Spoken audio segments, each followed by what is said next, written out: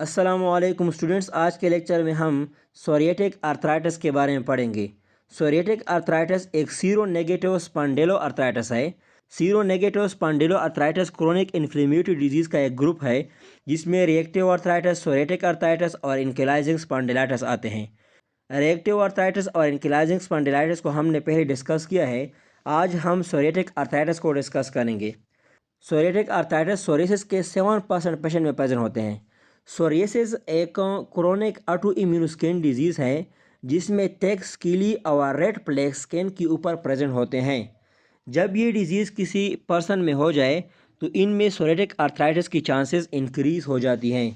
ये psoriatic arthritis mainly 25 to 40 years age के people में कॉमन होती है। अब आते हैं इसके क्लिनिकल फीचर्स पे। सोरियाटिक आर्थराइटिस में जो सबसे कॉमन प्रेजेंटेशन है वो है एसाइमेट्रिकल इन्फ्लेमेटरी ओलिगो आर्थराइटिस। इसका मतलब ये है कि इसमें लेस देन 4 जॉइंट इन्वॉल्व होते हैं और इसके साथ साथ ये एसाइमेट्रिकल होती हैं। एसाइमेट्रिकल का मतलब ये है कि अगर एक साइड पे एक जॉइंट अफेक्टेड हो जाए तो ज़रूरी नहीं कि दूसरे साइड पे भी वही जॉइंट अफेक्टेड होगा। तो ये जो प्रेजेंटेशन है इसमें क्या होता है कि एक तो लेस देन 4 जॉइंट इन्वॉल्व होते हैं और दूसरा ये कि ये एसाइमेट्रिकल होती हैं। ये मेनली 40% पेशेंट में प्रेजेंट होती हैं।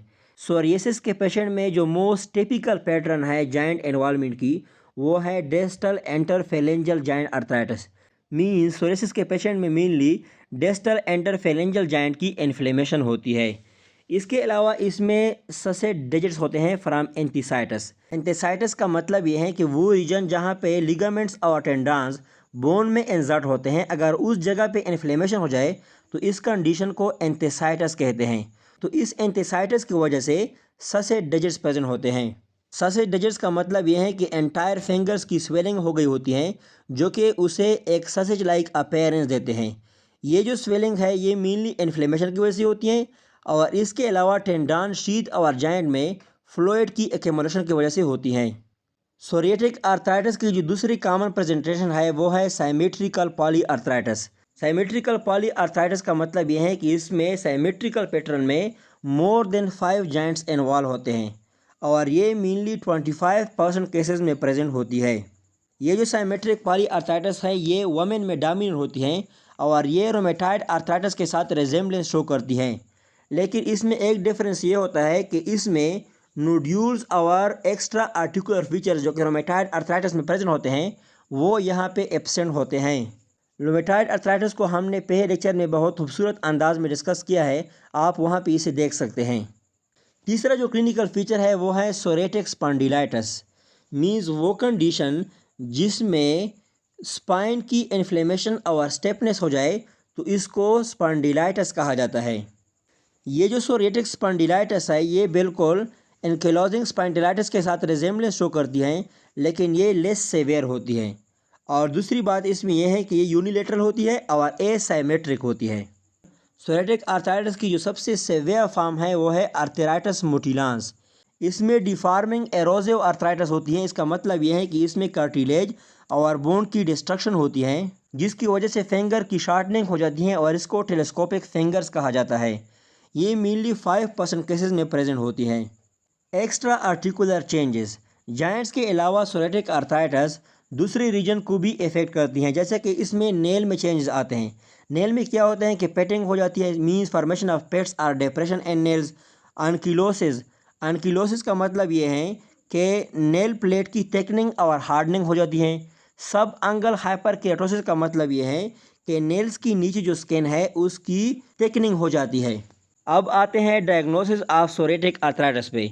सोरियाटिक आर्थराइटिस को हम मेनली एक्सरे के थ्रू डायग्नोस करते हैं।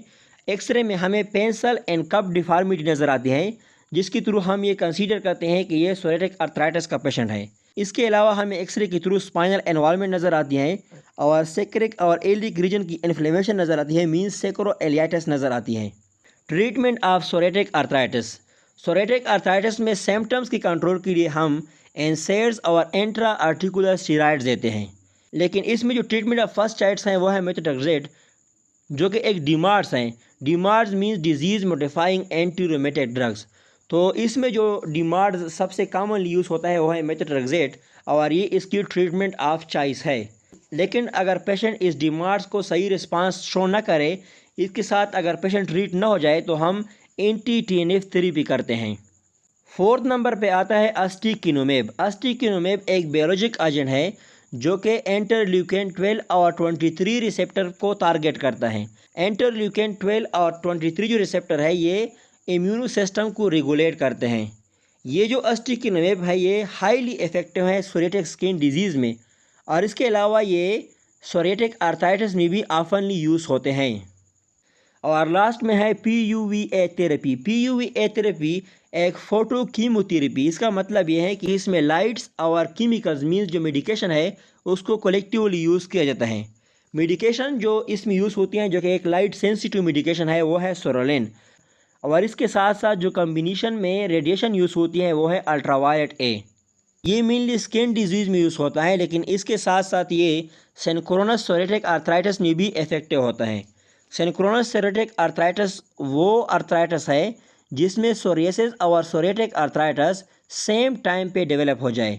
यूजुअली क्या होता है कि पहले सोरियासिस डेवलप होती हैं और इसके बाद सोरियाटिक आर्थराइटिस डेवलप होते हैं, लेकिन अगर दोनों एट अ टाइम डेवलप हो जाए तो इस कंडीशन को सिंक्रोनस सोरियाटिक आर्थराइटिस कहा जाता है, और इसमें PUVA थेरेपी हेल्पफुल होती है।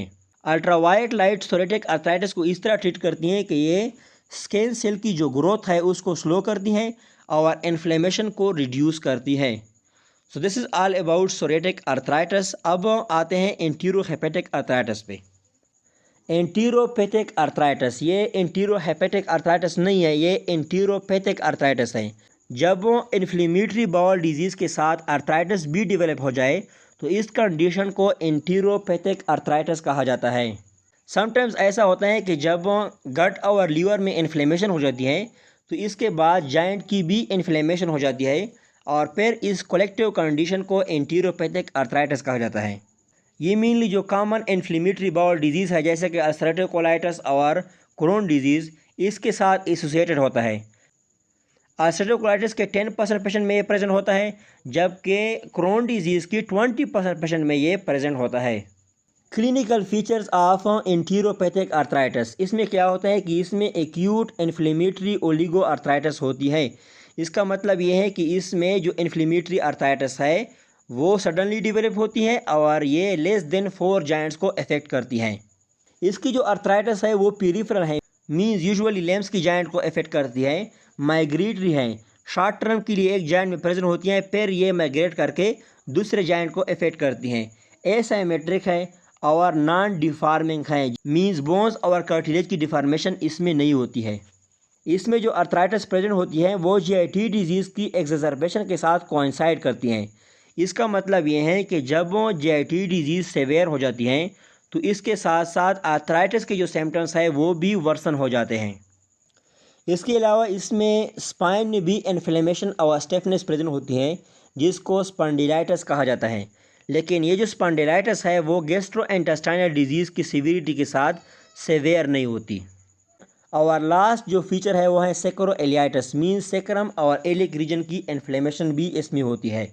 Extra articular manifestation of enteropathic arthritis, enteropathic arthritis joint के अलावा दूसरी रीजन को भी अफेक्ट करती है।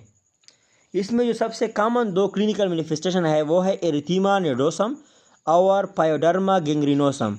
एरिथीमा नोडोसम वो कंडीशन है जिसमें red tender nodules legs, arms और बटक के ऊपर स्पेशली प्रेजेंट होते हैं।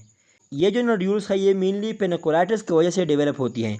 Panniculitis means inflammation of subcutaneous fat layer, skin के नीचे जो फैट का लेयर है जब उसकी इन्फ्लेमेशन हो जाती है तो इसको पेनिकुलाइटिस कहा जाता है, और पेनिकुलाइटिस की रिजल्ट में एरिथीमा नोडोसम डेवलप होती है।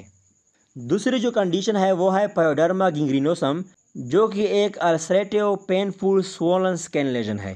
तो इसके एक्स्ट्रा आर्टिकुलर मैनिफेस्टेशन से हमें पता चलता है कि एंटीरोपैथिक आर्थराइटिस जो है वो जॉइंट के बाद मेनली स्किन को अफेक्ट करती हैं।